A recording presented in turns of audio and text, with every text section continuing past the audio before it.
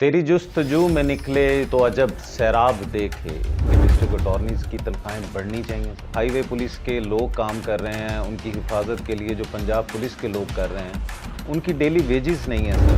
आवाज़ उठाए बैठा हूँ आपके पास। सिर्फ गरीब आदमियों के लिए 2000 रुपया उसका खर्च है। लेकिन वो इस महंगाई में वो कुछ भी नहीं है, अमाउंट तो बस ठीक है कि अगर उन्होंने बिरयानी के ऊपर या 2-4 दिन के नान के ऊपर नान कीमे पे वोट देना तो ठीक है। तो क्या चीज़ है जो आपके पास नहीं है? चारों वेदर हैं आपके पास। बाकी जैसे हमारे यहाँ जनरली यहाँ पे क्या कहा जाता है कि जी नहीं हो सकेगा, क्यों नहीं हो सकेगा? इसकी लुक एट मोटरवे तो आप देखें वो सारी गवर्नमेंटों ने चलाई कि नहीं चलाई। पंजाब इज़ पाकिस्तान, सबसे बड़ा सूबा है, 62% ऑफ पाकिस्तान है वो। आज हमारे प्रोग्राम एक दस्तक में मेरे मेहमान ऐसी सियासी शख्सियत हैं जिनकी ज़िंदगी का मकसद सिर्फ और सिर्फ आवाम की खिदमत करना है। ये ऐसे सियासतदान हैं जिन्होंने अपने हलके की आवाम के लिए जो तरक्याती काम करवाए, शायद कि कोई और सियासतदान अपने हलके में इतने तरक्याती काम ना करवा सकता।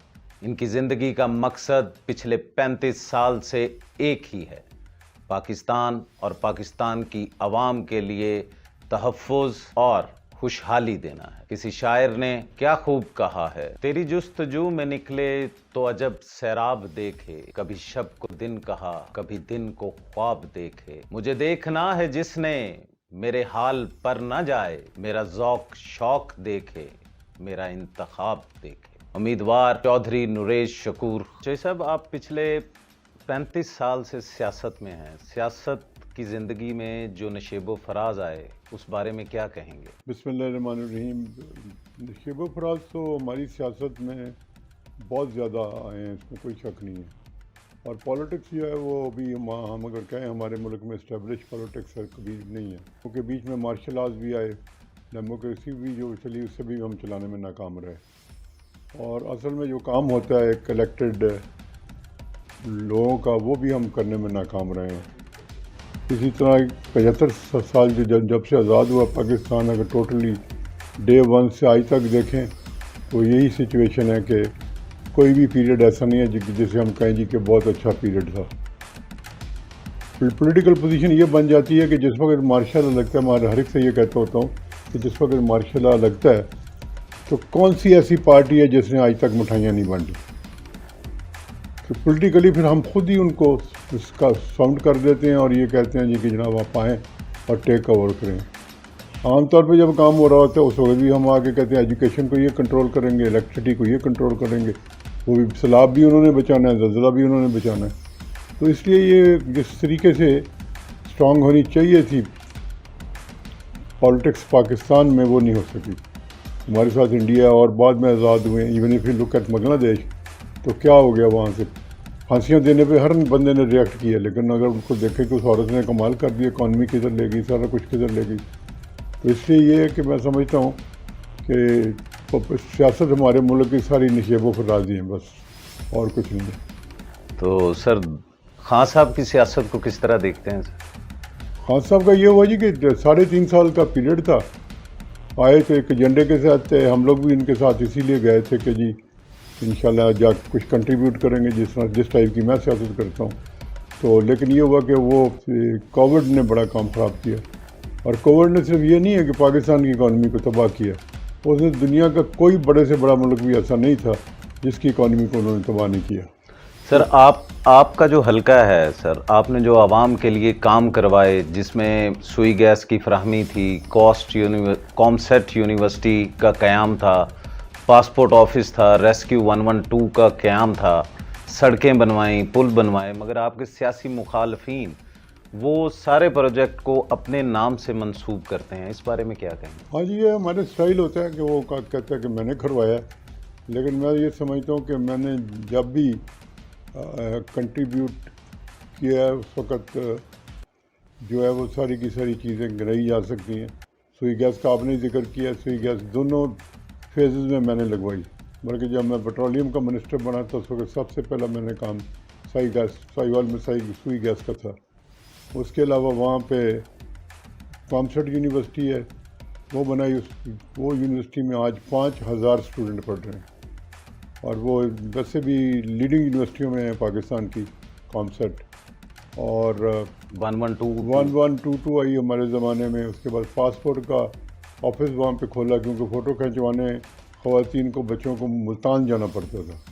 اب وہ لوکلی وہاں پہ بن رہا ہے. اس کے بعد پارک ایک وہاں پہ، جیسے یہ لاہور کا پارک ہے جیل روڈ والا، اس ٹائپ کا ایک پارک جو کہ 22 ایکڑ پہ محیط ہے. اس میں ڈیلی جو لوگ وہاں پہ پارک ڈیلی وزٹ کرتے ہیں وہ تقریباً 17 سے 20 ہزار ہے، جو کاؤنٹ ہماری آفیشیل کاؤنٹ ہے.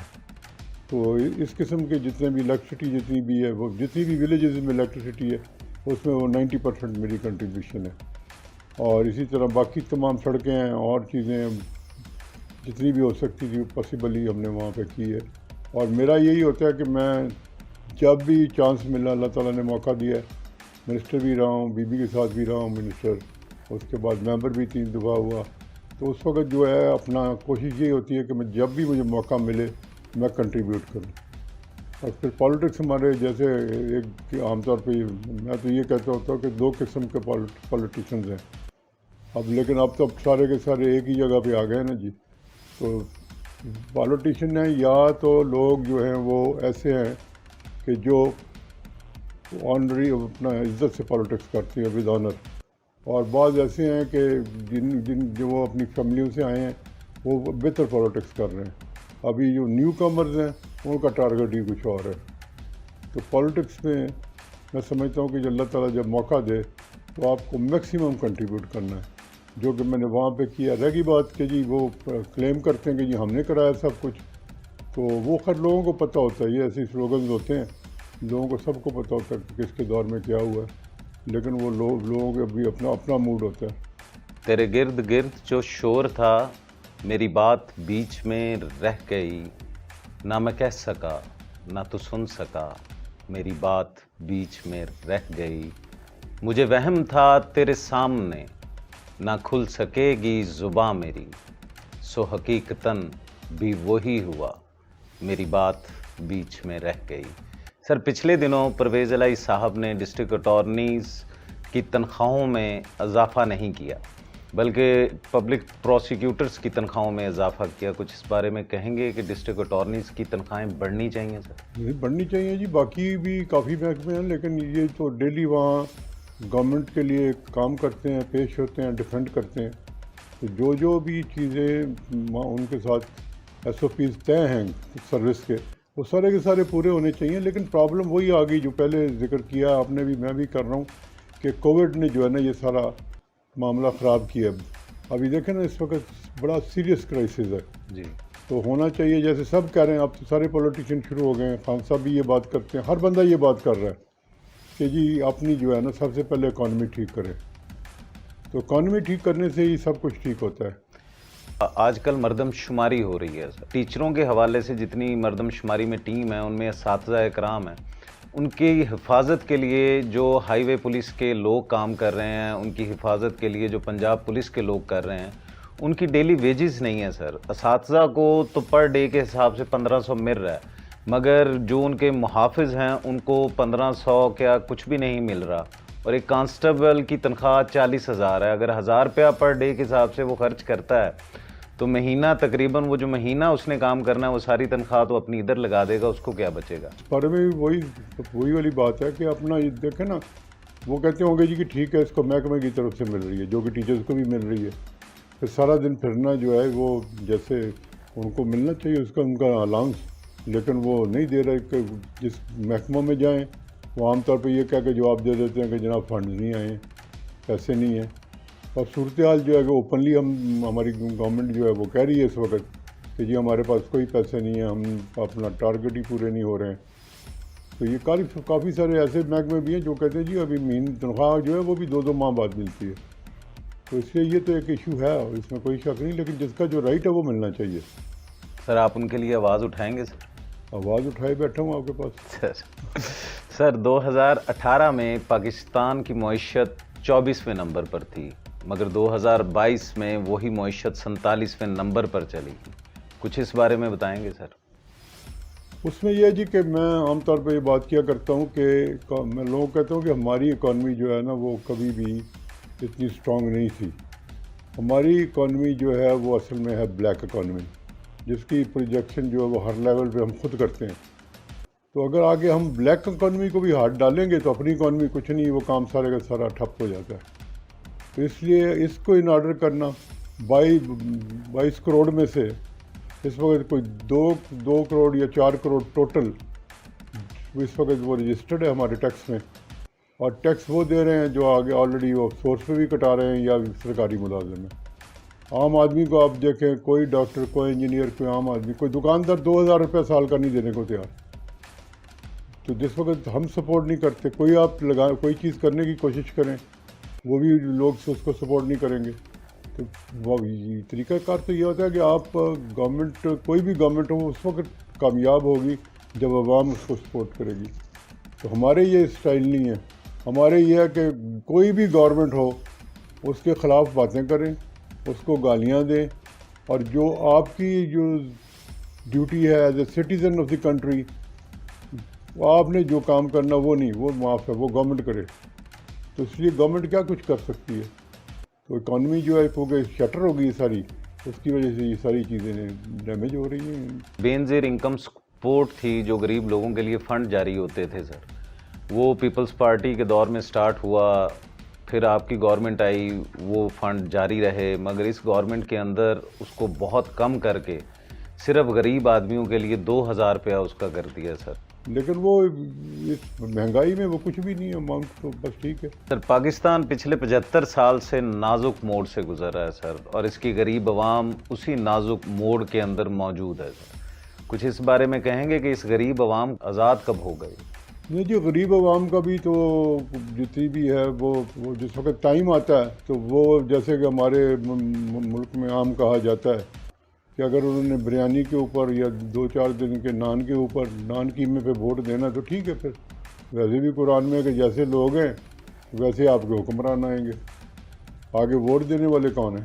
انڈیا کو دیکھیں، اوروں کو دیکھیں، مطلب جو بندہ پرفارم نہیں کرتا وہ اس کو اڑا کے مارتے ہیں. بڑی سے بڑی گورنمنٹ جو ہے وہ پلٹ جاتی ہے، اور نئی جو گورنمنٹ ہے یا پارٹی ہے اس کو موقع دیا جاتا ہے. ہمارے یہاں پہ جو سسٹم ہے وہ ویسے بھی اب میں سمجھتا ہوں کہ پولیٹیکل لوگوں کے ہاتھ سے نکل گیا ہے. اب تو زیادہ تر لوگ وہ آ گئے ہیں جن کا ایز سچ پالیٹکس یا پبلک کی ویلفیئر میں نہیں ہے، ان کے تو کاروبار ہیں سب کے، اور وہ اس وقت سارا ہینڈل کر رہے ہیں اور ان چیزوں کو کنٹرول کر رہے ہیں. تو ان کے اپنے انٹرسٹ ہیں. سر آپ اپنے سیاسی مخالفین کے بارے میں کچھ کہنا چاہیں گے؟ وہاں بھی یہی پوزیشن ہے جی کہ میں سمجھتا ہوں کہ اگر وہاں پہ 100 کام ہوئے ہیں میری 3 ٹرمز میں تو اس میں سے ٹوٹل 2 یا 3 ان کے ہوں گے، باقی سارا کام میں نے کیا وہاں پہ. سر فیوچر کیا دیکھتے ہیں پاکستان کا؟ فیوچر سر وہ بس جیسے بھی ہے، میں ہر ایک کو کہتا ہوتا ہوں کہ انسان کو موقع ملتا ہے کچھ رن کرنے کا. آپ اپنا کہتے ہیں نا جی، میں نے کاروبار شروع کیا تھا لاس ہو گیا جی، میں نے زمیندارہ شروع کیا تھا، میں نے اور کام کیا تھا. تو میں کہتا ہوتا ہوں کہ قائد اعظم ہمیں ملک تو دے گئے ہیں، لیکن انکلوڈنگ میرے یا جو بھی ہے پاکستانی، ہم سب نے کوئی اچھا نہیں کیا. ہم ملک چلا نہیں سکے جس طرح چلنا چاہیے تھا. بہت زبردست ملک تھا. جو چیزیں ہمارے پاس ہیں وہ دنیا میں کم ملکوں کے پاس ہیں. ویدر ہی نہیں ہے، اور چیزوں کو تو چھوڑ دینا. نیچرل ریسورسز کتنی ہیں یہاں پاکستان میں. میں سمجھتا ہوں کہ کیونکہ میں پیٹرولیم بھی میں رہا ہوں، میں سمجھتا ہوں کہ Balochistan is future of Pakistan. لیکن جب وہاں پہ جاتے ہیں آپ وہ پرفارم ہی نہیں کر پا رہے، کام ہی نہیں کر پا رہے. ورنہ وہاں پہ نیچرل ریسورسز ہے، سمندر آپ کے پاس ہے، مطلب کیا چیز ہے جو آپ کے پاس نہیں ہے؟ چاروں ویدر ہیں آپ کے پاس. سر ایک منصوبہ سی پیک 2018 میں یہ سی پیک کا منصوبہ پاس ہوا تھا، مگر خان صاحب کے دور میں وہ منصوبے کے بارے میں کچھ کہنا چاہیں سر؟ ہمارے جی یہ ساری بیوروکریسی کا بھی، پولیٹیشین کا بھی، سب کا سٹائل ہے. اور جو بدقسمتی ہے، اور جہاں بھی کوئی منصوبہ ہوتا ہے وہ نئی گورنمنٹ آنے کے بعد کہتی کہ جی وہ پرانا تو بند، اب ہم نیا شروع کریں گے. یا پرانے میں وہ آگے کوئی نہ کوئی کہہ دیتے کہ یہ فلاز ہیں، پہلے ان کو ٹھیک کریں. پھر جو لوگ کام کر رہے ہوتے ہیں وہ ان چیزوں کو جو ہے بالکل پسند نہیں کرتے. گورنمنٹ کا کام یہ ہوتا ہے کہ جو کام چل رہا ہے وہ اسی طرح چلتا رہے، اس کو اسی طرح سپورٹ ملتی رہے. اور باقی جیسے ہمارے یہاں جنرلی یہاں پہ کیا کہا جاتا ہے کہ جی نہیں ہو سکے گا. کیوں نہیں ہو سکے گا؟ If you look at motorway تو آپ دیکھیں وہ ساری گورنمنٹوں نے چلائی کہ نہیں چلائی. اسی طرح اور کئی محکمے ایسے ہیں کہ جو بالکل زبردست طریقے سے چل رہے ہیں. جہاں ان کو سپورٹ ہی نہیں ملے گی، فنڈز نہیں ملیں گے، تو کیا چلنا ان محکموں میں. سر، وزیر اعلیٰ بزدار کا جو 2018 سے 2022 کا دور تھا اس کو کیسے دیکھتے ہیں آپ؟ وہ آپ کے سامنے ہی ہے، لیکن یہ ہے کہ دو چیزیں ہوتی ہیں نا جی. کام جیسے خان صاحب کہتے تھے کہ بہت اچھا کام کرتا ہے، وہ وسیم اکرم پلس ہے. وسیم اکرم پلس تو اپنی جگہ پہ، لیکن یہ ہے کہ پنجاب از پاکستان، سب سے بڑا صوبہ ہے. 62% آف دی پاکستان ہے وہ. وہاں پہ ایسا اسٹرانگ آدمی ہونا چاہیے تھا کہ جو ایڈمنسٹریٹو بھی اچھا ہوتا، اور اس کے بعد کیپیسٹی ہوتی اس کی صوبہ چلانے کی. یہ کتنا آسان نہیں ہے. Pakistan overall is a difficult country to govern. 4 ہمارے صوبے ہیں، چاروں کے مختلف ٹیمپرامنٹس ہیں، مختلف وہاں پہ طریقہ کار ہے، پالیٹکس مختلف ہے چاروں صوبوں کی. اس میں پنجاب جو ہے اسی کے اوپر تو سارا ڈپینڈ کرتا ہے. اور الیکشنز میں بھی جو پنجاب جیتا ہے وہی پاکستان کا بنتا ہے وزیر اعظم. تو اس لیے میں سمجھتا ہوں کہ ان کی کنٹریبیوشن جو ہے بھی، وہ بھی میرا خیال کسی جگہ پہ نوٹس نہیں ہوئی. باقی کوئی ایسا نوٹیبل کام بھی ان کی طرف سے میرا خیال نہیں ہوا.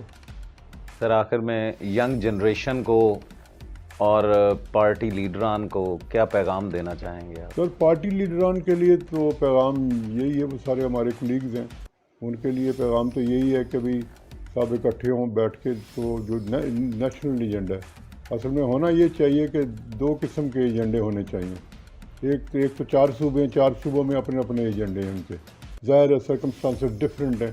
جو بلوچستان کے حالات ہیں وہ پنجاب کے نہیں ہیں، جو وہ سندھ کے ہیں وہ فرنٹیئر کے نہیں ہیں. تو اس کے مطابق وہ سارا کچھ طے کرنا چاہیے ان کو.